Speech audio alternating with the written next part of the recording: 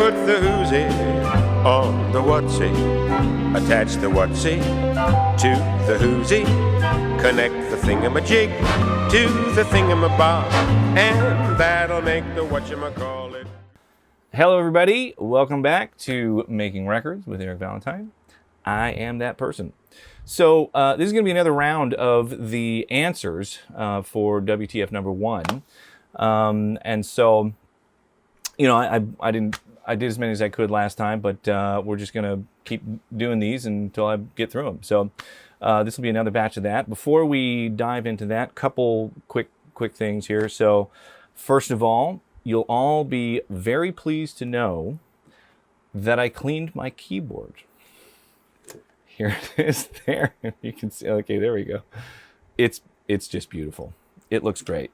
So thank you for the feedback on that. It's one of those things. It just happened, you know, so slow over such a long period of time. I couldn't see it. And I had to see it through somebody else's eyes. You guys saw it. You let me know. Now my keyboard is not going to be some sort of weird biological experiment. All right. So we're doing great there. The other thing is I wanted to give you an update on Queens of the Stone Age stuff because obviously I put up an episode. We enjoyed that for a few days and then it got taken down. So there is a new development with that.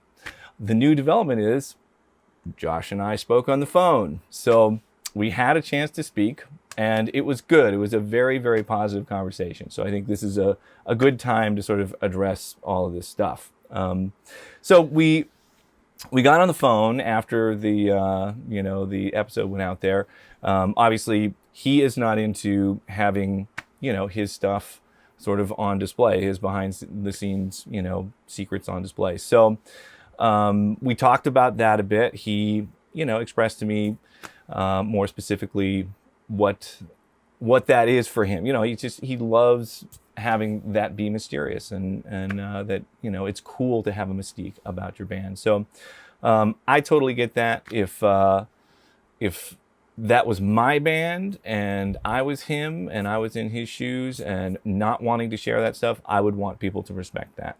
So I'm going to respect that. So I'm not going to be doing any more episodes that are like that, where I'm pulling up, the multi-track master and going through in extraordinary detail, explaining how everything was done. That's just over the line for him, and I get it. It's his band, his thing.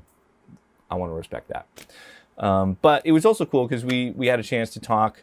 We hadn't spoke since we finished the record, so that's whatever it is, 17 years or something, and it was cool to just get on the phone and talk about what happened, starting with what each of our experiences were, what we remember having happened on that project. And it was one of those cool things where it's like there's this thing that there are multiple truths. There's if there's two people that were part of an event, one person will remember it one way, another person will remember it another way, and then there is what I call, the reality that's sort of in the middle of the two, and Josh feels similarly. He refers to it as the third truth. The third truth is the thing that's sort of in between the two individual perspectives. And so we had an opportunity to kind of, recollect and explain what we remember happening on the record, from each of our experiences. And there's a couple of things that were really incredible because they were, the identical event was remembered so differently by each of us. And it was such a great example of this. The best example was, I think I mentioned in the episode that, I made the decision to take the project out of my studio in Hollywood, Barefoot Recording, and go to another studio. So we could, get more focused. There were so many distractions in Hollywood because they're just, like all their friends were around, and every night would sort of degenerate into this like drug and alcohol drenched sort of days. And so that's what I remember, being the reason to go to another studio. And it was so interesting in the conversation. Josh mentioned that exact same thing, the choice to go to another studio in a totally different context. And so his recollection was that he wanted to take me out of my studio because I was so just like lost in my own world, and he was having trouble getting me to connect with the bigger sort of conceptual vision of the record. And I was focused on the minutia of getting the sounds and, you know, all of that stuff, getting performances, sounds, and whatever. And so he thought if he took me to another place on neutral ground, it'd be easier to get me to sort of get my head out of my ass with all the, you know, tones and gear and technical stuff, and connect more with the conceptual part of it. That was really important to him. So, you know, I'm sure the third truth or the reality is somewhere in the middle. I certainly remember my version being the thing, and you know, and he feels equally certain about his version. So it was very interesting to hear all of that, and you know, ultimately we ended up in a really good place. You know, it was good to reconnect. We have an open line of communication now, so I'll be able to check in with him as things progress with this. I did ask him about, like, so where are the boundaries, you know, with sharing this stuff, because you know, the work that I did on the record is definitely part of my legacy as well, even though it's definitely not my band. But you know, I played a part in it, and I'm in a different place in my journey than he is with his journey. Like, he's still actively doing Queens of the Stone Age stuff, and you know, I'm in a place in my journey where I'm being more reflective and wanting to share things and just like be super open and honest about everything. And so those don't exactly add up. So we got to figure out where the compromise is, you know. And so the compromise is that I think everybody's totally comfortable with me talking about my experience working on the record. So everybody is more than welcome to ask me questions, and I can answer questions all day and night. The line is drawn. I can't pull up the actual multi-track masters and go, here, this, and solo that, and do all that stuff. That's just over the line for him. So there you go. That's where that's at, and we'll see how it sort of you know, progresses from here. You know, I'm not sure how all this is gonna work out, but like I said, you can ask me questions, and I will answer them. So there you go. And speaking of questions and answering them, that's what I'm going to start doing now. So I'm going to go through, I have another bunch of maybe 30 or so questions that I should have time to be able to get through here. And so let's do that. The first one is Kenny Murdock. Dear Eric, if you were to record the solo record of your dreams, but only wanted to handle the music, writing, performing side and leave production and engineering to other people, budget being no issue, of course, who would you get? And also, who would mix the record? Anyone alive or past? It's so excellent that this person is around, because it makes this question so easy to answer. I would unquestionably 100% hire Sean Everett. He's just incredible. I love the work that he's doing. Totally mind-blowing. His engineering is completely innovative, and his mixing is just off the charts good. It's insane. I mean, his records sound so unique, and they're so musical. And the stuff that he's doing, I don't even know what he's doing. It's just extremely heavy-handed, but still very, very musical. And so that's unquestionably the guy that I would hire to do all of that. So there you go. Easy answer there. So then we have Bobby Beretta. Question: what are your top 2 desert island albums and why? I would say the first one is Zeppelin 4. There's a bunch of great Zeppelin stuff, but Zeppelin 4 to me, something truly magical happened on that record. And it's one of those records where every time I revisit it after not really listening to it for a few years or something, and I've sort of evolved more as a music listener and a music maker and a record maker, I all of a sudden hear a whole new layer of interesting stuff in that record. I couldn't ever imagine getting, you know, tired of listening or learning from that record. So that's definitely one of them. And I think the other one would would be probably Talking Book. You know, that one, I don't know. There's something about that record that I could listen to that record all day, every day for the rest of my life and be totally happy. It's just so incredibly human. It's so emotional. There's so much incredible social commentary. It's intellectual. It's, you know, it's just a brilliant piece of work. The musicianship is insane. And Stevie Wonder is just one of those people where it's like, you know, he just has this unbelievable gift. You know, you feel like you're sort of tapping into, you know, a source of creativity that is not something that can be learned or rehearsed. And so that album will forever, you know, be one of my absolute pleasures in life. So there you go. Those are the two I would do. So then we have Mitt 88. Questions are: who are your engineering heroes? Your dream band to record, and one piece of gear you wish you can have. So yeah, I think engineering heroes. I just mentioned Sean Everett. He's definitely my favorite of sort of the contemporary bunch right now.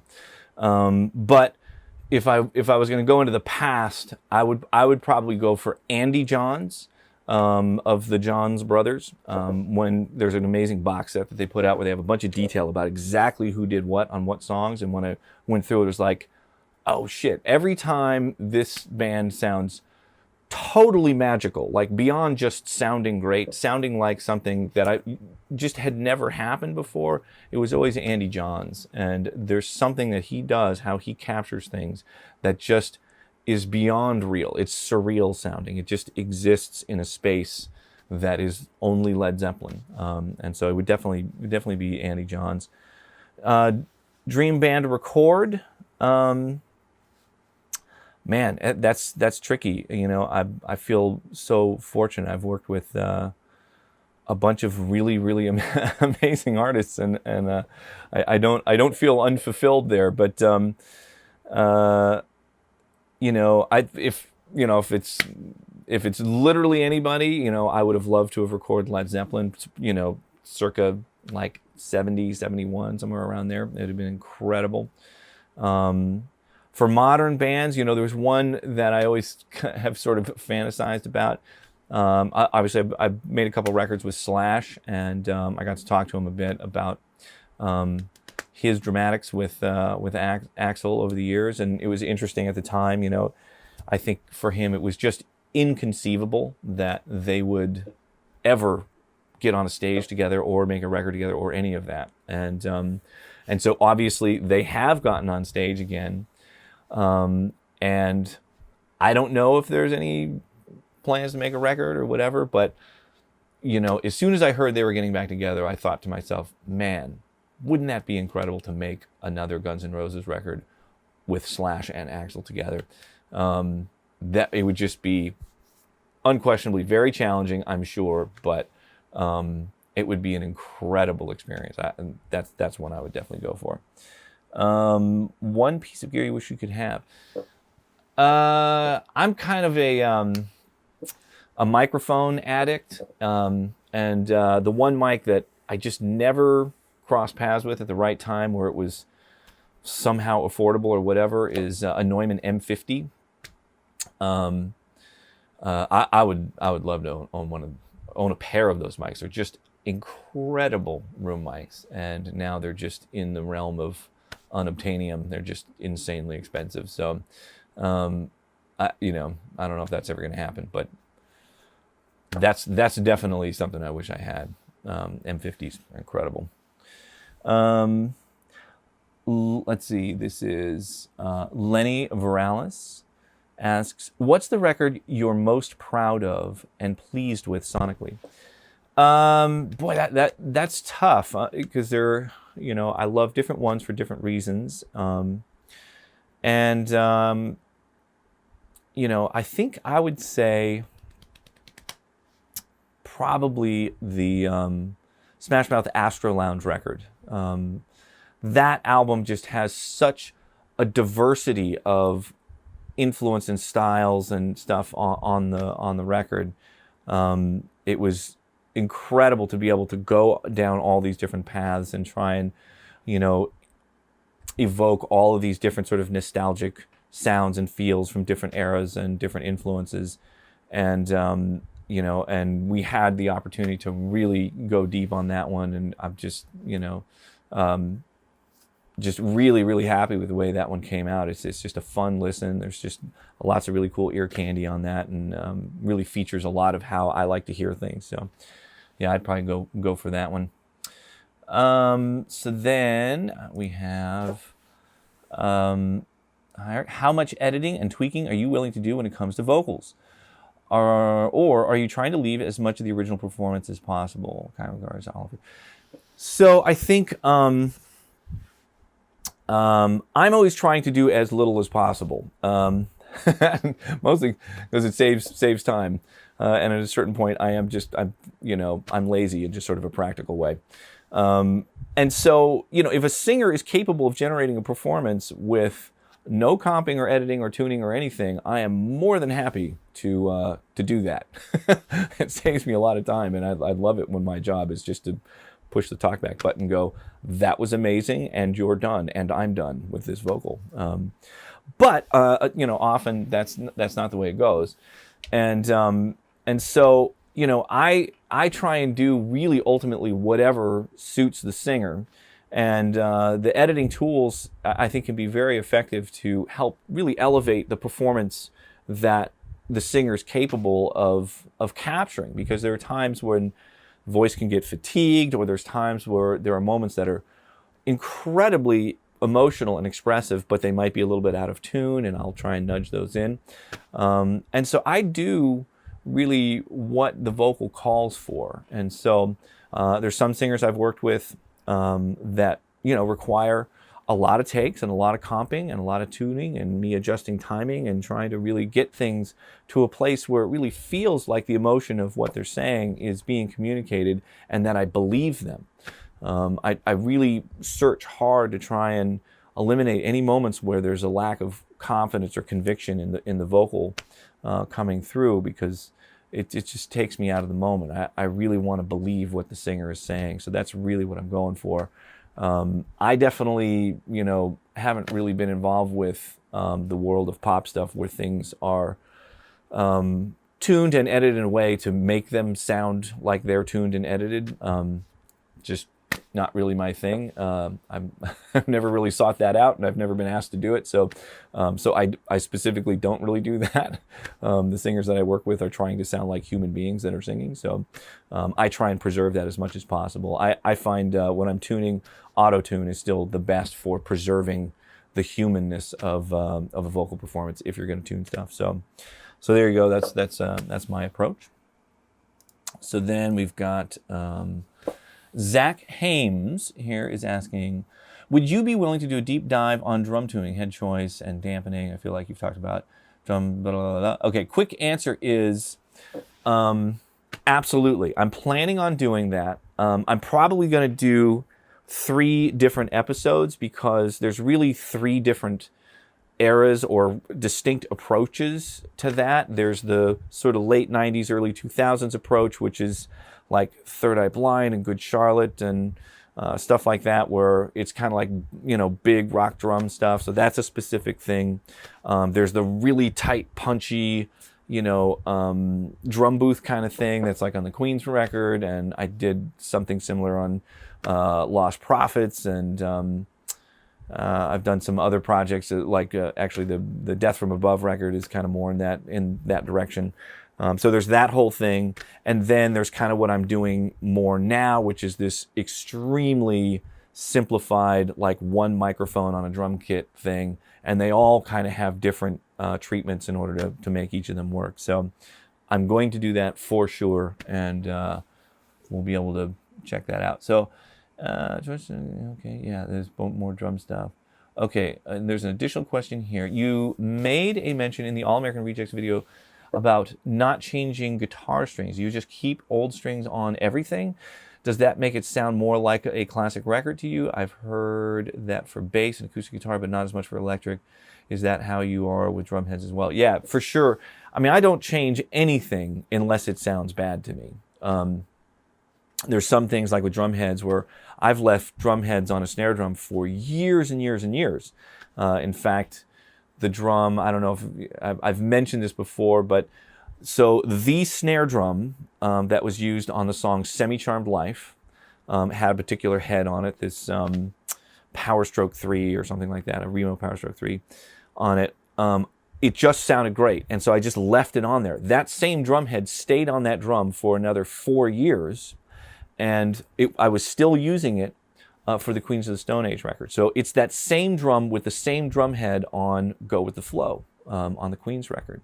It did get broke. The head broke on that project. You know, Dave Grohl plays very hard, and he finally crushed that head. But you know, it was an honorable way to go out. So you know, and then the cycle starts over. I'll put a new head on there, and it takes a second for it to break in and get settled and stabilize and sound great, and then it'll be good for years after that. So that's really with drum heads. With electric guitar, you know, more recently I have been using strings that are played in more. You know, it just sounds more musical to me. I hear more of the notes and less of this sort of like metallic overtone on things. There are some instances where new strings are essential if you're trying to get a really bright, open, clean guitar sound. If you have a bunch of dirty old strings, it doesn't work that great. But most of the time, I'll just leave the strings that are on there, and if it breaks, I'll change it. Or if it's, you know, not the right thing for what I'm trying to do, if I need that really wiry, metallic energy in there, then I'll change them. So then we've got Dave Schaefer. When you record drums, do you prefer to record them in a dry room or a very live wet room? What mix considerations do you have with either situation? Well, it's so dependent on the direction for the project. So Third Eye Blind, you know, we used 3 different rooms that were different sizes. So we did some stuff at Hunk of Shit Studios, which is where I was, you know, that was my place at the time. And so that was like Semi-Charmed Life and Motorcycle Drive-By. That was in my room, which was quite a large room with a lot of different acoustic treatment options, curtains and baffles and things. And then we did some stuff that we wanted to be a little tighter and, you know, not so extravagant sounding. And so we went to a place called Toast, which is what I would call like a medium to small size room. It's a Bill Putnam room, so it's tuned very well, very musical sounding room. And so that was like Graduate and Narcolepsy and some other ones that I can't remember right now. And then we had the most extravagant room of all time, which was Skywalker Ranch. And so that was used for, it's really featured well on God of Wine. You know, it's just like all that massive room on God of Wine, and then also featured well on Good For You. So all the kind of like slower, big, you know, big ballady kind of, you know, power songs we did at Skywalker Ranch. And actually also Jumper was done at Skywalker Ranch, and that was different. So like what I just mentioned, God of Wine and Good For You, I actually put the drums in a booth at Skywalker Ranch, but opened the doors so the sound could pour out into the big room. And so I had both. I had that like focused punch of the drums being in the booth, but then also had this amazing natural room sound that I could turn up almost like a reverb patch on the drums, but it actually sounded like drums in this massive room. But Jumper was different. Jumper, I was trying to emulate the sound of some Beatles records on that, and so I just plopped the drums right in the middle of the big room, did a little bit of baffling around it, and deadened down the room a little bit, you know, because like Abbey Road is a big, huge brick room with curtains and stuff and some acoustic treatment in there. And so I kind of recreated that to get that to sound a little bit like a Beatles thing. And so, you know, I don't have a specific preference one way or the other. It really is what suits the project. You know, for the Queen's thing, most of the stuff was done in a drum booth, and it was that really claustrophobic in-your-face thing for that project, because that was very specifically what the goal was for that record. I've done other stuff like that. This thing recently, the Spencer Lee band that I worked on recently, you can hear a song called Kissing Tree. That's also like a really tight drum boothy type sound. And so, really, it just depends on the project. And so, whatever is going to suit the song and give you evoke the right feeling when you're listening to the song. So there you go. Everything serves the song. So then James O'Brien is asking, hey, have you tried any other mics in the kick/snare position? I'm thinking a dynamic Omni. Also, what revision is your Blue Stripe, and do you think you will ever release the Pi copies you made? Okay, cool. 3 questions there. Kick/snare mic. There's a few different mics that I've used for that. The initial one that I heard about from Jakir King, who heard about it from David Bianco, is a U87 in cardioid facing the batter head of the kick drum underneath the snare drum. So that was the original, thing that David Bianco had come up with. So then later, I started using a little lapel mic. Actually, let's see, I have it right here. This lapel mic. It's made by Sony. I think it's called like an ECM 50 or something like that. And so that one I would tape to the inside rim of the kick drum, and it would just dangle over the edge, hanging down, looking down at the beater for the kick drum. And so that was like Good Charlotte and Lost Prophets. It was like early 2000s I was doing that. I've also at times used ribbon mics if I want something kind of more mid-rangey and knocky. There's also this really cool, I have a particular Electro Voice 666. It's a dynamic microphone. It looks like a little submarine.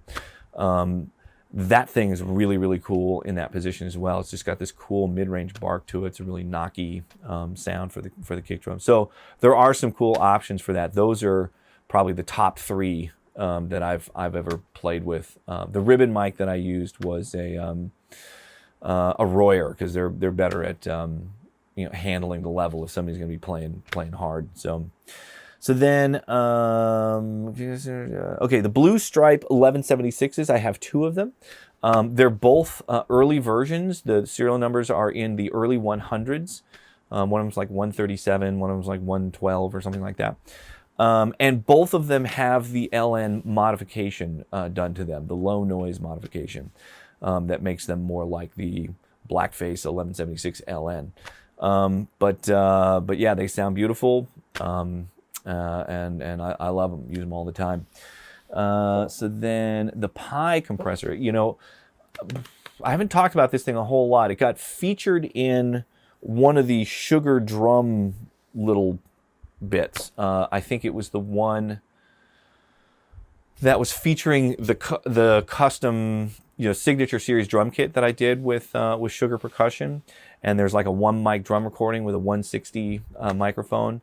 And so that I'm using this custom Pi compressor.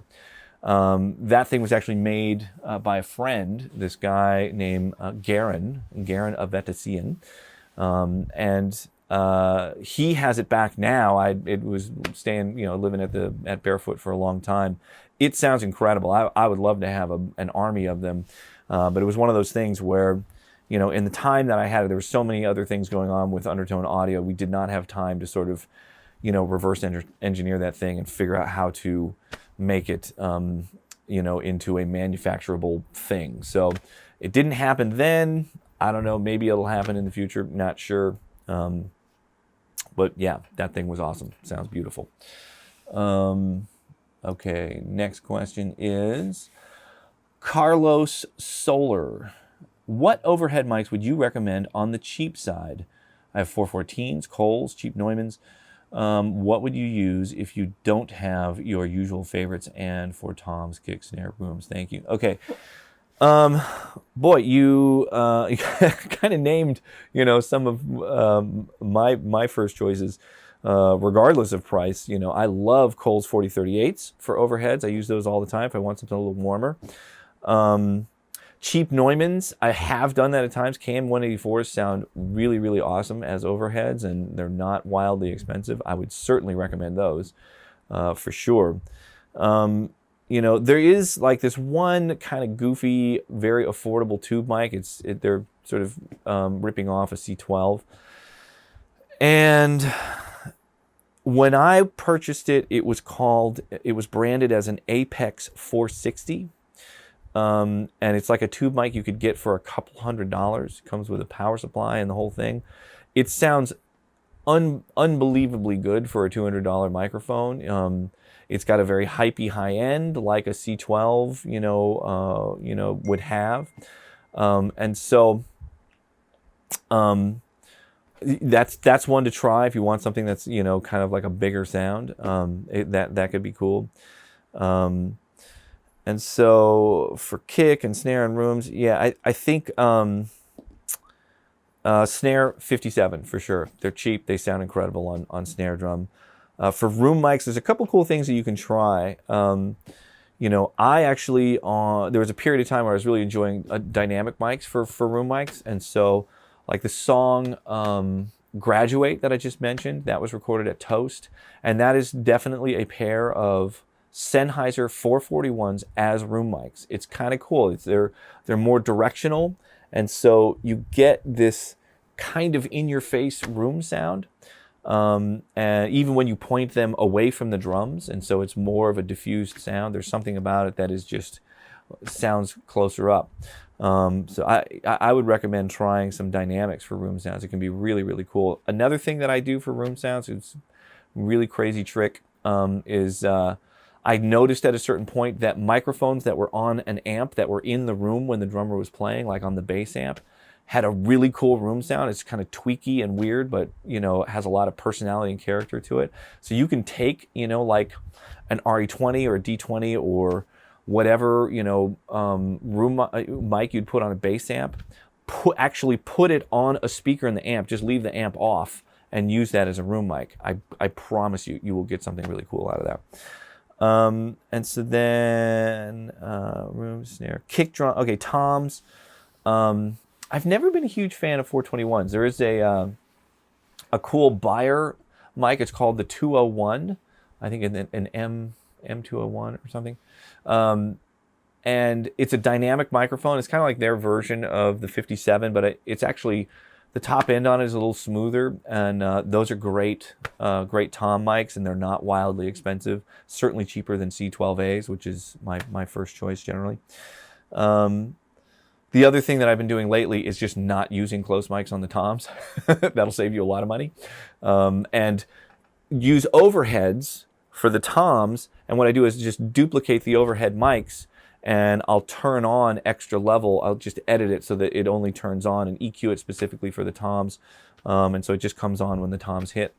It works great if you have a drummer that doesn't play the cymbals too hard.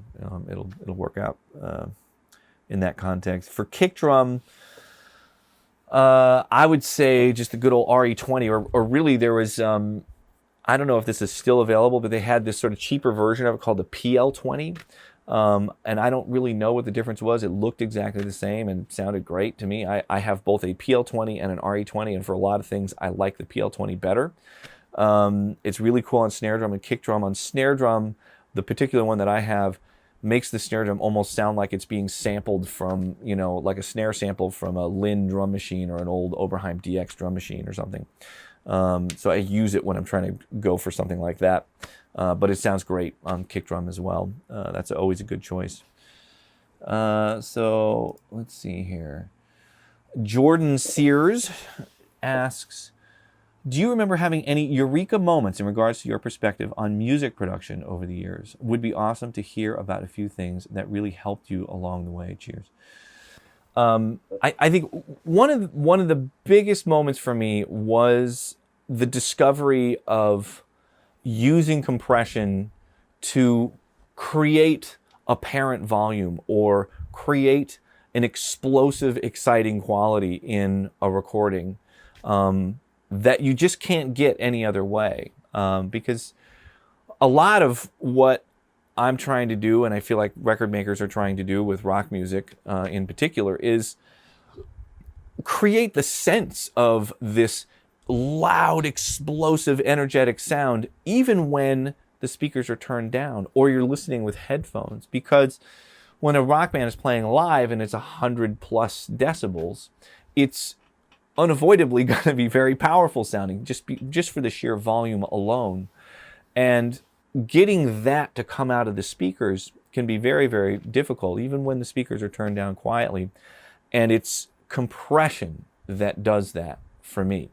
And there was a really specific moment when I was experimenting with drum recording and stuff, and I had a microphone, just one microphone out in front of a drum kit a little further away, and the drums were in this echoey stairwell at this office building where the studio was set up at the time. This was a long time ago, in the late 80s. And I ended up taking that signal and putting it through an old DBX 160X compressor.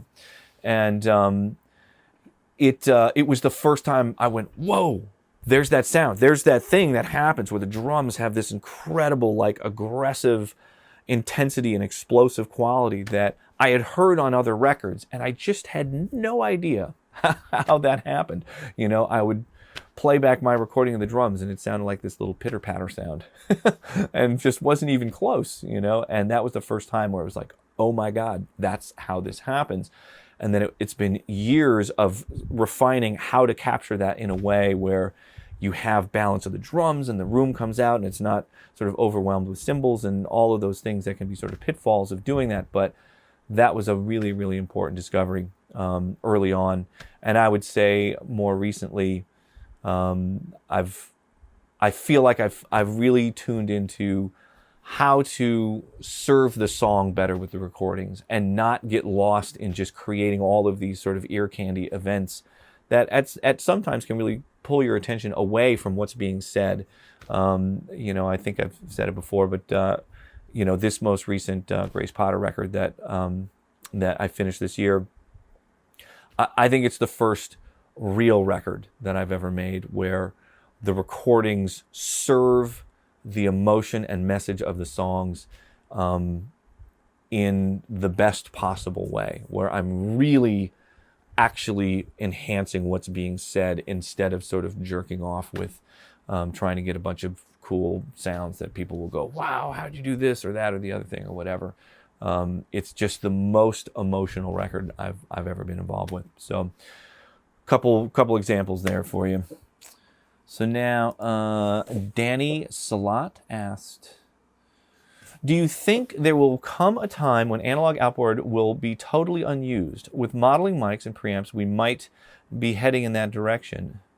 You know, I certainly hope so. That would be wonderful. I mean, I still use analog gear, not necessarily because I love having to fix and maintain my tape machine and all my tube gear. I do it because I love the way it sounds. And if that actually could really, really happen in the computer with plugins or whatever, that's instantly recallable and all of those things, I will goddamn well use it. If it feels great coming out of the speakers, I don't care what's doing it. And so, you know, it's going to continue to improve. It has to. And the difference now between when Pro Tools first came out in, you know, I started using it in sort of the mid to late 90s. It is like, I mean, immeasurably improved from there. The tools and plugins and the sound of the whole system now is vastly improved. You know, back then the EQs were, you know, kind of usable for some things, but had none of the really cool control and features and, you know, even the sonics of the equalizers that are available now. And in particular, the compressor plugins in the mid to late 90s, totally unusable. I wouldn't put it on any track ever at any point in the process. They were just atrocious sounding, made everything sound smaller as soon as you put it on there. Totally awful. And that's changed a lot. There are definitely plugins now that compressor plugins now that I will definitely use, you know, and on finished stuff on albums. So it's improving. I don't think they've quite got it together with the tape machine emulations yet. There's still some things missing there. I think I know what it is that's missing, and so maybe at some point I'll do a plugin for it. But yeah, I hope it continues to improve, and I'll keep using it more and more. Okay, Jonathan McMillan asks, what are the music career related questions that keep you up at night or stress you out? Do you have a plan, trajectory, or goals, or just taking it as it comes? I've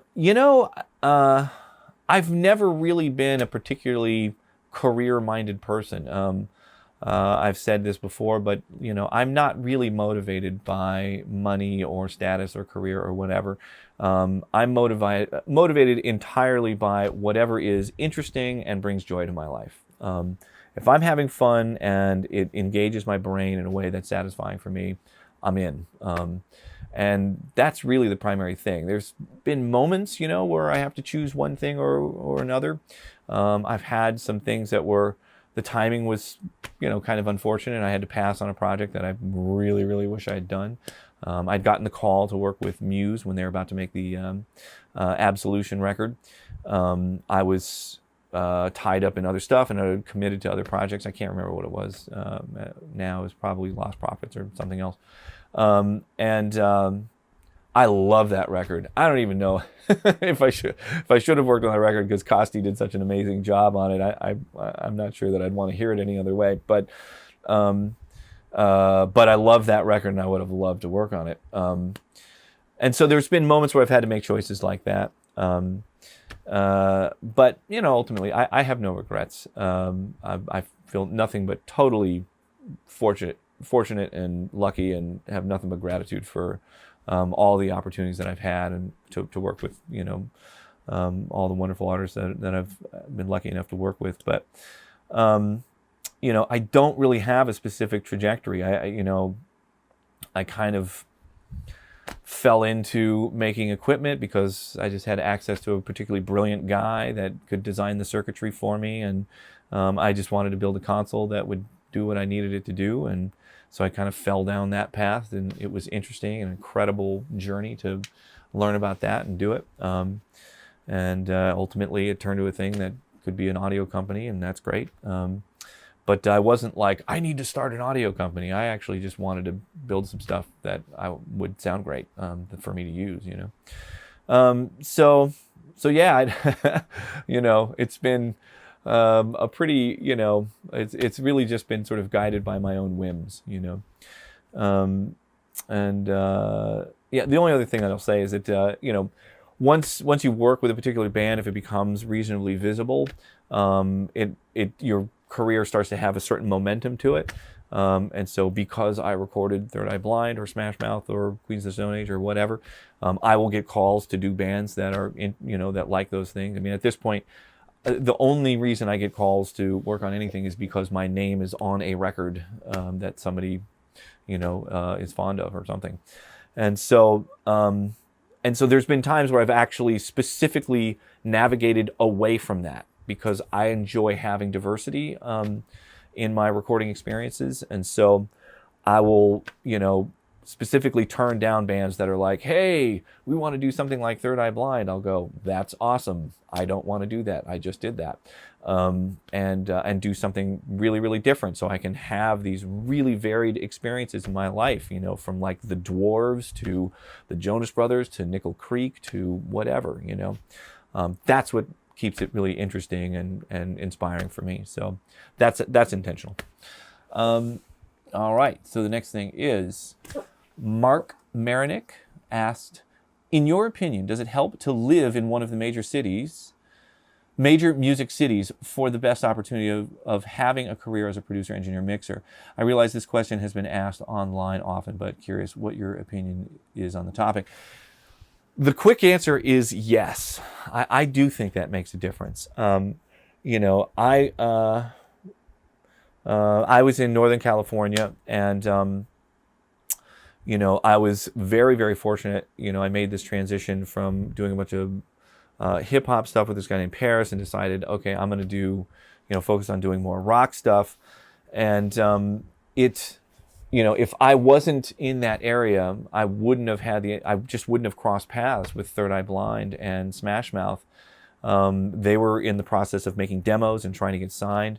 And so you kind of meet up with people where you're at a similar level. And, you know, I hadn't really done a bunch of major label stuff other than the T-Ride record at that point. And so I crossed paths with them. There was some creative synergy with those bands, and we sort of came up together. And, you know, if I was out in the middle of nowhere in Nebraska or someplace, you know, it would be very difficult to cross paths with artists that are going to really give you an opportunity to showcase whatever skills and tools you've gathered up in your, you know, travels and recording stuff. You know, there's a certain point where a person may have sort of gathered a skill set that is ready to, you know, compete in the world of major label record making, but you will never have a chance to show that off if you're not interfacing with bands that are at that same level. So I do think that's really, really important, to be in proximity, because, you know, a lot of this is about being, you know, in the right place at the right time. The right place part, I think, is a big part of it. You know, the opportunities that are available in Los Angeles, Nashville, New York, you know, are just, it's vastly bigger than other places. It's way more competitive. You know, you're around the best of the best. When I made the move to Los Angeles from Northern California, you know, I wanted to do that, so I was just sort of more in the hub of everything. But it's super intimidating. It's like, you know, I'm in the same town where there's like Rich Costi and Rick Rubin and, you know, Chris Lord-Alge mixing. Like, there's a bunch of amazing, incredibly badass people, you know, doing top level work that are just blocks away or, you know, a couple miles away. And I think it just elevates everything, because you're not competing with some random dude down the, you know, around the corner that hasn't done anything. You're competing with the dudes that are really doing it, and man, you got to step up your game. And so I think it's a good kick in the pants. It's good, you know, it's inspiring to know that you're you're in that environment as well. Good question. So next one, this is from Free Thinker AUS. What is the most common way you see young engineers, producers coming up through the ranks? Is it still standard to cut your teeth at a big studio, or is the DIY home studio approach taking over, especially with such good online content available? Blah, blah. So you kind of answered the question. The two examples that you gave are really the two main ways that I know of that this happens. And each of them have their pluses and minuses. So this is how I see it. I did the DIY approach even before all of this YouTube and whatever stuff. And so it was all through my own experimentation, and I would try and, you know, gather some information. There was like Mix Magazine and Recording Engineer Magazine, and occasionally there'd be articles in there. I'd hear about stuff. But, you know, and so I, you know, just dove in and built a crappy little studio in a garage with, you know, a Tascam mixer and, you know, a Fostex tape machine, and just started trying to figure stuff out on my own. It took a long time, and that's the downside of the DIY approach, because you're kind of isolated in your own world. You know, I was just talking about the thing about being in the right place at the right time. Being in a major studio where you're networking with all these people that are already dealing with major labels and major bands and stuff, you make those connections very quickly. But if I'm in my own little, you know, dumpy garage studio, just selling, you know, studio time by the hour, it takes a long time, and it did. So, you know, I was doing that for 3 or 4 years before my band T-Ride got signed, where I had learned enough and figured out enough stuff to get recordings so they were just compelling and interesting and strong enough that my band got signed. And so that's the downside of the DIY, is I think it's a longer journey. The upside is that you will come up with your own solutions. You're figuring these things out yourself. Everybody comes up with their own solutions for a lot of these problems. And I think presumably the solutions that you come up with will be more unique to your own sound. And so you'll probably come up with something that is your own thing more. And, I don't know if my recordings really sound that distinct from other stuff or not, if it's really my own sound. I know there are specific things that I figured out on my own that nobody else ever did or showed me how to do, And so, those techniques and tools, are my own invention. And so, hopefully that equates to having a more unique sound to my recordings. So then the other approach of going in and assisting, or being a runner or whatever, and having a mentor in an established studio, that is the fast path to connecting getting the skills together quickly, because you're watching people that are at that top level do that thing day in, day out, and you know exactly how to get there much more quickly. And you're also just in an environment where there's all kinds of amazing bands and professional people that you're networking with, making those connections, like I just mentioned. It will definitely get you there faster. The downside is that you're learning all of your techniques and tools from an already established person, and so there's more of a tendency to end up just sort of, sounding similar to who you learned from. And so that's what I think the trade-off is. I hope all of that made sense. And everybody's got to find their own way. If you want to get there quickly and that's important to you, I would suggest assisting. I've had a bunch of people assist for me that went on to do amazing things.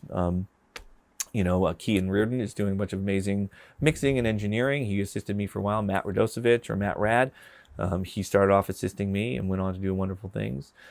Mike Busby, he started off as assistant for me and went on to become, an amazing, songwriter, producer, and, at the beginnings of becoming a music industry mogul.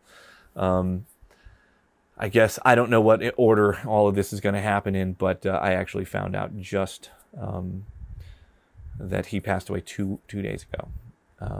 Incredibly heartbreaking. I'm not going to get too into it right now because it's just going to get too emotional and nobody wants to see me unravel. But he's another person that started off assisting me and went on to have this unbelievable meteoric career in the music industry. So it definitely works to do that, to go that route. I've seen it happen. So there you go. Those are the two approaches. Okay, Studio 8 Music and Audio Post-Production is asking, Third Eye Blind's debut album has some killer drum sounds. Where were they tracked? Was a drumbrella involved? Were they enhanced with any additional layers? I mean, the whole record sounds amazing, but I'm curious about the drums. Okay, so I just talked about this a little bit. So they were tracked, like I said, at those three studios. My place, which was called Hunk of Shit at the time, and then Toast and Skywalker Ranch. All of the drums on that record were these D'Amico drums. Stephen Jenkins had a relationship with the guy, Mr. D'Amico, who made those drums, and the beautiful drums, these like boutique, handmade, amazing, wood drums. And so those were used for all of the toms and the kick drum. And it was only the snare drums that swapped out. We did use some D'Amico snare drums, but also, like I mentioned, we used a lot of my Pearl Export, this one Pearl snare drum that I really love the sound of, and my Tama Bell Brass got used on some stuff. So those were the drums. I was not hip to the drumbrella yet, so there was zero drumbrella on that stuff. All that was tracked in 1996. Long ass time ago. And so the miking was, I was renting a pair of C12s for the overheads. I was using my C12s for the toms. I was using an SM57 combined with a Neumann U67 for the top of the snare drum, blending those two together, sort of like the more aggressive lo-fi 57 dynamic sound blended with a more hi-fi condenser sound. And then on the bottom, I have this KM54 that I was using for the bottom snare. For the hi-hat, I was either using like a KM84 or a 451, an AKG 451 for the hi-hat, condenser vibe on the hi-hat for that project. I always had a Coles 4038 as an overall mono kit mic that was just out in front of the kit, maybe just 2 or 3 feet away. A lot of times I try and match the distance of the overhead to the snare with the mono kit mic to the snare, so those would add up properly. I also typically would have like a U87 a little further away that I'd use as an extra sort of kick room sound. I'd gate it to turn on for the kick drum. The kick drum mics, the close mics on the kick drum was a 47 FET with an Audio-Technica ATM 25 blended together. Trying to think what else. I always used a bottom mic for the floor toms, and so I didn't need that for the rack tom, but for the floor toms I put a U47 FET on the bottom. And I'm trying to think what else. Oh, room mics. It varied from studio to studio. At Barefoot, I was using either a pair of these AKG 460s at the time, which were pencil condensers. It just had this really flat, accurate sort of room sound, or U87s were great sorry, not Barefoot, hunk of shit. And then at Skywalker Ranch, it was M50s, an actual Deca-Tree thing for the room sound. And at Toast, I mentioned I used these Sennheiser 441s, dynamics for the room sound. So there you go. There's a quick overview of stuff that was used on the drums on that record.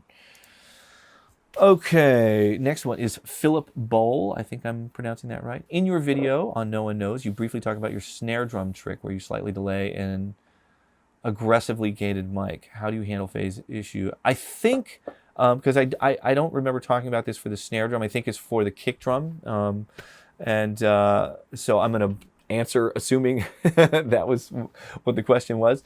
So yeah, I do this. I like to do this thing where, there's two sources for a particular drum, in this case the kick drum, and so one of it is more sort of the attacky part of the sound, and the other one is more the subby part of the sound, and I do delay that, and I specifically delay it to make the phasing work. And so the phasing is I'm choosing the delay offset in order to have the phasing be a benefit to the sound. And so, as the phasing is changing, as I'm changing the timing between the two sources, sometimes the low mids will cancel out and the subby stuff will get enhanced more, and that's kind of what I'm looking for.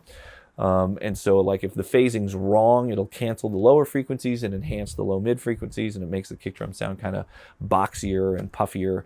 When it's right, then the kick drum sounds deeper, and more open sounding, not so cloudy sounding. So I actually use the phasing to help cancel frequencies that I don't like and enhance frequencies I do like. So hope that makes sense.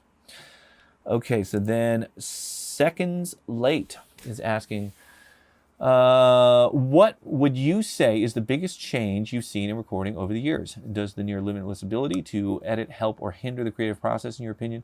And finally, with guitars, bass, are you chopping them up at the transients and aligning them to the grid in the same way you slip edit or beat detective drums? Okay, 3 questions here. So the first one's super easy. The biggest change in recording over the years, unquestionably, is the introduction of computers. Boy, did that change everything. Oh my God. I started off where there was nothing but tape machines and a mixing console and microphones, and that, outboard gear. That was it. That's how you did everything. And the advent of the computer, it just changed so much. I think, in some ways, some things about it may be detrimental. I think it's mostly hugely positive. I really love being able to use computers in the process. A lot of the folks that are starting now have never been in this spot or gone through this, having to sort of endure the situation when you're working with an artist and they can't get it right. It's just like take after take, and it's like, nope, it's still out of tune, it's out of time, I can't use it. It's just, it's terrible. It's just out of time. It's too out of tune. I can't do it. And at a certain point, just be like, I don't know what to tell you. It's just not that good, because you're just not a good enough singer. or whatever, you know. It sucks. I sucked. I hated having to be in that position, especially for people that were just right on the threshold. There's some people that are just not awesome at singing or playing or whatever. Everybody should do whatever makes them happy, but you know, if you're really not generating something that's particularly wonderful, then maybe other people shouldn't have to listen to it. But for the people that are sort of just right on the threshold and, you know, do a lot of, you know, have moments that are really great or emote in a really meaningful way, but the technical part of it has been challenging for them, and a little bit of help makes a huge difference. And I love being able to do that for people and not have to tell them, like, sorry, this is just not good enough. Again. It can be really torturous and really hard on people's morale and really sort of spoil the experience for some folks. So I do really enjoy having the computer as a tool, and I do enjoy the editing. I mean, I think, you know, the editing can definitely go too far, and things can sound, you know, like just way too squared off and way too tidy in a way that just makes it too predictable and not very interesting to me. And so that is a pitfall that you can fall into. I've certainly, you know, had times where I feel like I'm over editing things and just sort of going more by what I'm seeing on the screen and not as much by what I'm hearing come out of the speakers. And I think I've gotten better at that recently, at just leaving sort of all of the chaotic beauty of human performances in the recordings and letting things sort of collide and, you know, weave around each other in different ways. And it's just so much more interesting to me now. When everything falls exactly together all the time, it just sounds boring.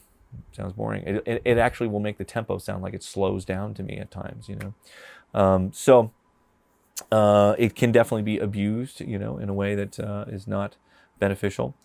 When I'm editing guitar and bass, I have a method that I really like using for recording guitar, where I have the DI going straight into the computer and then send that signal out of the computer and have that feed to amps via reamp boxes.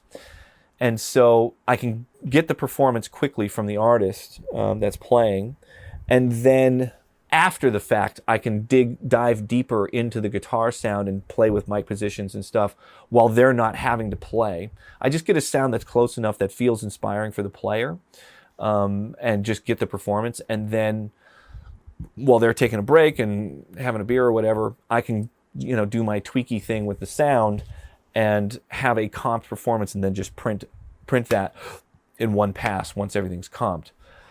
Editing bass and guitar, particularly guitar, if it's a really distorted or saturated sound, with a DI to look at, is like infinitely easier than trying to do it with the final amp signal. It's really difficult to see what's going on through all of that wall of distortion with guitars. You know, if I'm trying to edit, you know, something that Slash played, and I don't have the DI on the screen for me to look at to see really where all of those attacks are, it's insanely difficult. And so it's a huge benefit to be capturing the DI as you're capturing the live performance, or the amplified version, to make sure that you really have something visually to go by while you're editing. It makes it way easier. So that's how I generally approach it.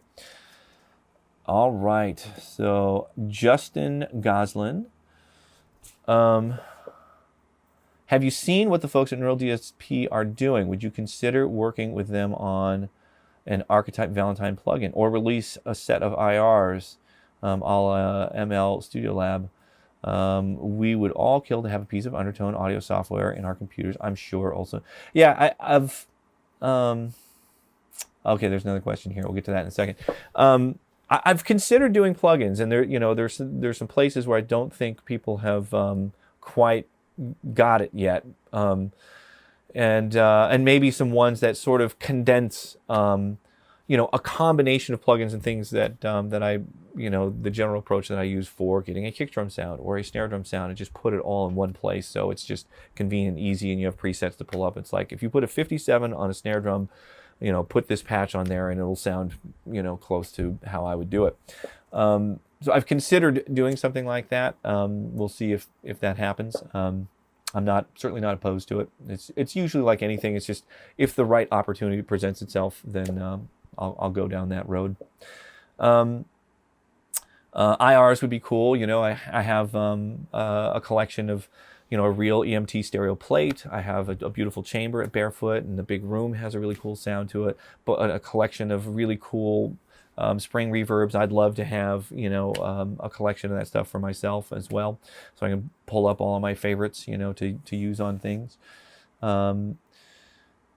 Let's see, and then A to D, D to A conversion. Okay, could you break down A to D to A conversion technically and rank order the best ones? Okay, so I don't really care that much about digital converters. I think they all sound pretty great. So this is going to be kind of an unsatisfying answer for you, or maybe it might possibly save you some money. So, at my studio here in Topanga, I'm using an Antelope Orion. They generally make good sounding stuff. I bought it because you just get an incredible amount for what you pay for it. I got an open box version for like $2,600 or something, and it has 32 inputs and outputs of digital conversion. And as far as I can tell, it sounds invisible. I did an experiment on one of these things recently where I looped a signal through this thing 20 times and compared it to the original conversion of it. And I don't think I could have picked it out in a blind listening test. It just sounds invisible. And that's what I want from my converter. I want to get all the coloration from, beautiful old analog gear and just have that thing sound like nothing. And so, as far as I'm concerned, the Antelope does that. The Lynx Aurora, I have original ones. I have the new Lynx Aurora N version. I have HDX converters. I had 192s. They all sounded great to me. I had no problem with any of them. Whatever differences there are in those converters is so minute. It's nothing compared to the sonic signature that gets imparted by a tape machine or a tube compressor or, an outboard equalizer or my distressor or any of those things. Or different mic preamps. Like those differences are so much more meaningful to me than a converter. Like I'm just not going to spend my time worrying about it or wasting money on it. There were times when I did some very, very detailed A/B comparisons to confirm this for me. I think that's part of why my attitude is where it is. I did a huge test, an elaborate setup where I captured a first generation pure analog recording into two systems, one that was clocked with the super expensive super duper clock and one that was just clocked with, the Pro Tools rig, Sync IO thing. No difference. Nobody could pick out the difference between the two. And so I don't buy an expensive clock. I will have a clock if there's a lot of converters, and too many of them for the loop sync signal to survive the round trip. So that's one instance where I'll use an external clock, but I don't use it to make it sound better. I just don't think it makes a difference. So I hope that's helpful. Maybe you won't have to worry about spending a lot of money on converters because I just don't think it matters. Let's see. Next one. 62660s. I don't know if I'm pronouncing that right. 62660s. What did you have for lunch today, and did you enjoy it? Thanks. Okay. Right now, I'm doing a fast, a 5-day fast. It's supposed to be healthy for you and make you live longer. It's this thing called Prolon. So that's what I'm doing. So I had mushroom soup and about 8 olives was my lunch today. It tasted amazing because I'm starving right now, but hopefully I'll live longer for it. So there you go. Let's see. Question number 2. If you were to choose one pre-EQ compressor, not UTA stuff, and mic to record with for the rest of your life, what would it be and why? So the question, okay, yeah, the non-UTA part that makes this very difficult. I'm sure you knew that. It could be such an easy grab. So for the preamp, I would probably go for a Neve. My favorite version of theirs was the 1084. It was the one that was still Class A and had a selectable high frequency on the EQ, so I'd do that. And if I can, I'm going to add a standalone equalizer to that. Even though the mic pre has an equalizer attached to it, I want to have a standalone EQ too, so I might be cheating a little bit. But I think I would actually go for this stupid, goofy Orban thing. It's the 672A. It was the first like really surgical EQ that I ever discovered. It distorts really cool. I got so many important sounds, like that whole Third Eye Blind Smash Mouth era was so much of that Orban EQ. So I definitely go for that. And then compressor, I would definitely go for a distressor. It's just the Swiss Army knife. I feel like I could fight my way out of anything with that compressor. Definitely a distressor. And then mic, oh boy, that's tough. One microphone.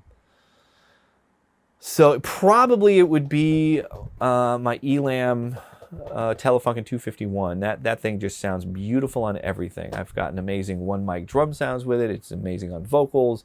It's incredible on acoustic guitar, electric guitar, room mic. Like, it's just an amazing microphone. Probably do that. Maybe, if the only other thing would be is if it was going to be a ribbon mic, I would go for an RCA 44. That also is incredible. I've actually tried to do recordings where I just use that mic on everything, just to see what happens.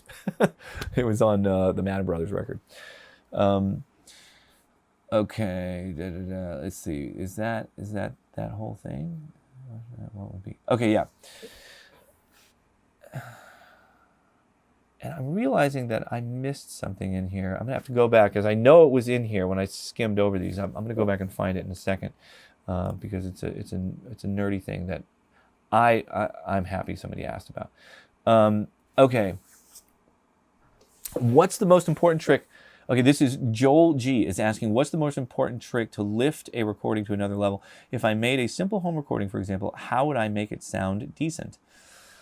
I think the best trick for elevating your recordings is use references, A/B to things that you think sound amazing. That's what I did. Almost everything that I learned was from A/Bing. It's so great to be able to put something on if you're working on something and there's some existing recording there that has any sort of similarity to it. Put it on and A/B, and it's usually pretty apparent, like, oh wow, that has more low end, or it's brighter, or it's more reverby, or whatever. Like, that was so informative for me. And I took it to the extreme where I would just try and do re-records of, Led Zeppelin songs or Stevie Wonder or whatever, and try and figure out how they got those sounds and just play those exact parts, so I could really be trying to compare apples to apples. But I think that is the best way to really pull cool new techniques out of yourself. Use your ears, try and identify what's different. The principles are pretty straightforward. It's either brighter or warmer or bassier, more compressed, less compressed, more reverby, less reverby. Try and figure those things out. When you're just A/Bing back and forth instantaneously between two things. Even, a spectrum analyzer can be super helpful to see what difference there are in frequencies. That's what I would recommend. Okay. Out of all the songs and albums you've produced, is there any particular song that stands out to you that you distinctly remember recording or having trouble with? How did you go about getting the job done? I'm gonna go with a more recent thing, because I think it's just more fresh in my memory here. On this most recent Grace Potter record, there's a song that just recently got released for people to hear, and ironically, the song is called Release. It's one of what they call the instant grat, or instant gratification track, so you can get a sneak peek at what's on the record before the whole album comes out. And this song, Release, it's a very simple song. It's just piano vocal. I ended up adding this Fender Bass 6 to it. And then ultimately, Greg Wells, my buddy Greg Wells, played his amazing pipe organ on it. And boy, was it a journey. We recorded that song probably 7 times. It just went on and on and on because the original demo was so good. This is, again, my dear friend who I will miss. Oh, boy. I just can't believe he's gone. But Mike Busby co-wrote this song with Grace, and the day that they wrote the song, he did a quick voice memo recording of just him playing piano and Grace singing the song. God damn it, I'm getting emotional now. This is going to be tough. He sent me just an MP3 of it, and I was driving back from my contract manufacturer doing undertone stuff and heard it in my car, and just immediately was just like bawling in the car because the song is so powerful and so emotional, and even more so now that Mike has passed. But so we had that demo, and everybody had the same reaction to it, but it was unusable. I mean, it was just literally an iPhone voice memo recording of the song. And so I wanted to start off like, okay, I want to get as far away from this thing as possible. This is just unbeatable, so let's try something totally different. So we did an initial thing where it was like Nancy Sinatra, Bang Bang, where it was just like this cool kind of old electric guitar and a vocal. We did a whole round of that. That didn't work. So then I tried to do one that was an acoustic guitar with the piano, and I played a little bit of drums on it, and that didn't work. And then we tried one, there was a piano available at a place close by, so we tried recording again where Grace played piano and sang. That didn't quite get it. It still didn't feel right.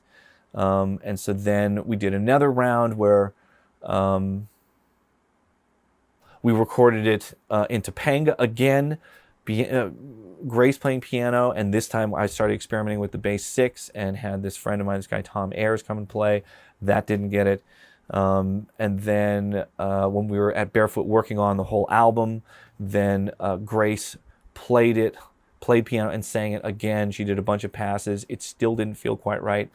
And so then that evening I called up Mike and asked him, hey, could you just come in and play piano, and we're going to go all the way back to the beginning and just have Mike play piano and Grace sing the song and see if that was really just the secret magic formula for this thing.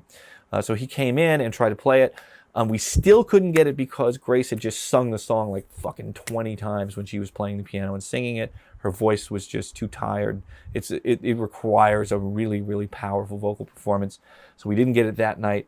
So then we waited, and I think it was maybe the next day or 2 days later, Mike was available again. So he came in again and played the song again, and Grace sang. And then that time we were able to get it in just a few passes when Grace's voice was, nice and fresh, and she could sing it with all of her power and conviction. And we finally got it, going full circle. But man, it was such a journey. But the commitment to making sure that we're really serving the song. It's an important song. It's a beautiful song. Very, very important, meaningful song for Grace. It's the moment in her crazy last few years of all this insane, turbulent change in her life, where she was really just sending out a prayer for forgiveness, and so that song is just really important on the record, and it just had to be right. And so, and even then, I'll never stop chasing that song. Recently, I've been playing an acoustic guitar version. I figured out a way to play the riff on acoustic guitar, and now I'm thinking that maybe that would have been better. But, but that's a good example, and I think, there is a time when, and I've heard stories like this of people that are just on the chase forever because it's just not right. It's not right yet. And if it's not right and you have the opportunity to continue to chase it, then you should and make it right. And so, that was one of the chases that I went on. I've heard about it, On Michael Jackson's Thriller album, there was one of the songs they mixed like 27 times, and at a certain point, on the 26th mix, when you're still going like, nope, still not right, we got to mix this again, it's just insane. But I think it's that kind of commitment that will get you to that place of making an album that's as timeless and incredible as Michael Jackson's Thriller. It's that kind of commitment to really getting it that can get you there. So there you go. Good question. So then we have one more here. This is Alejandro Raya. I hope I'm pronouncing that right. Oh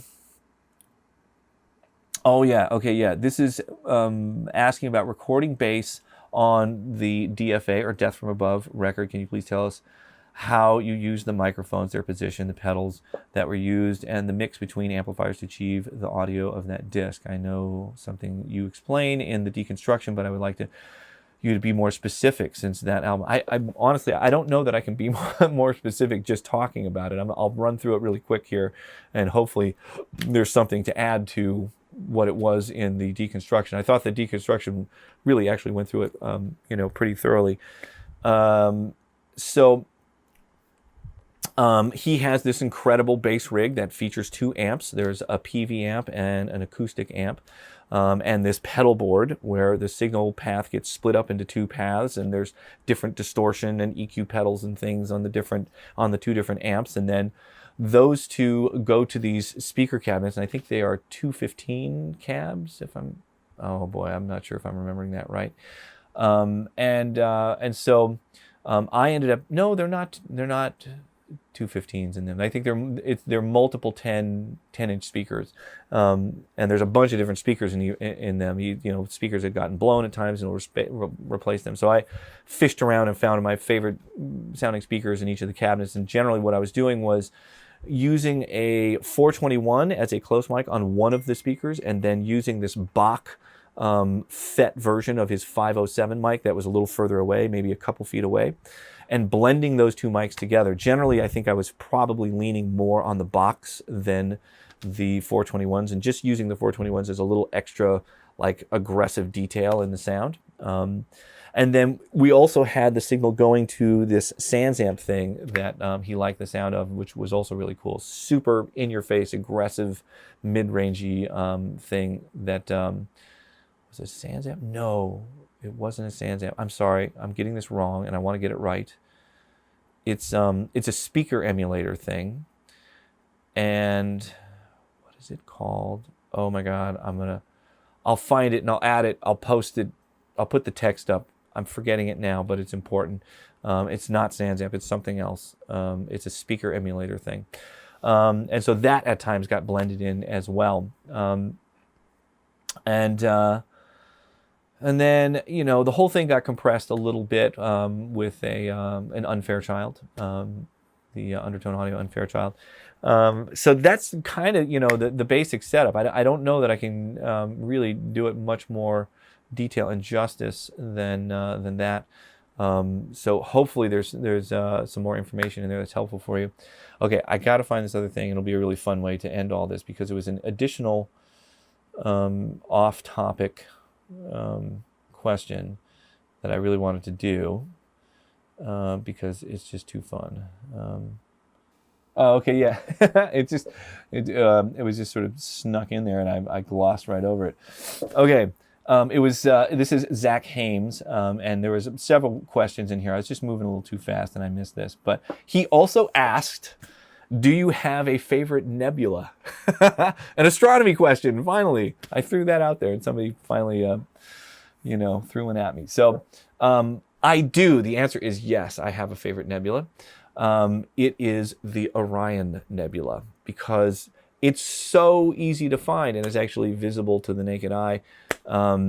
If you're familiar with the Orion constellation, it's supposed to be like this guy, holding up a bow and arrow kind of thing, and you can see his belt and his legs and a sword hanging off his belt. Some people say it's something else, but we'll keep it clean here. It's a sword. And so there's 3 stars hanging down from his waist that represent the sword. It's the middle of the 3 that is actually the Orion Nebula. And I actually took a picture of it myself with my telescope. It's beautiful. It has this amazing, I'm going to pull it up here so you can check it out. Here, we'll go into full screen mode. Dun, dun, dun. It has this amazing purple bluish hue to it, and I'm not sure what the actual chemical composition is of the gas, that makes up the cloud. Nebulas are basically a big cloud of gas where stars are formed, and it's mostly hydrogen and other things in there that will affect the coloration of it. And so this one, the picture that you're looking at here, I took with my telescope. This is me just holding my cell phone, my iPhone, up to the eyepiece of my telescope, and I increased the saturation so you could see the color more, but I did not adjust the hue of it at all. That is the actual color spectrum that was captured by my camera through my telescope. And so so there it is, the Orion Nebula. It's easy to find. If you ever get a telescope, you can zero in on it and you'll see that bluish hazy cloud around that middle star of the three that make up the sword. So there you go. A whole bunch of audio stuff and one astronomy question at the end, just for fun. Thank you again for all the amazing, thoughtful questions. I'm enjoying all of the interest and happy to share. So I hope there's some helpful information in there for you. And I'll just keep chopping through these and just keep putting up episodes where I answer more questions, and we'll get through them all at some point. All right. Thank you, and I'll see you next time. Bye.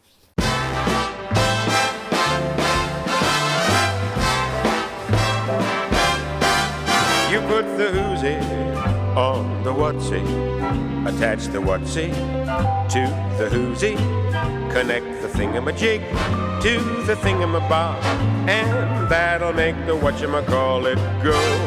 You hook the gidget to the gadget, adjust the gadget to the gidget, unhook the dingley-dang from the diddly-doo.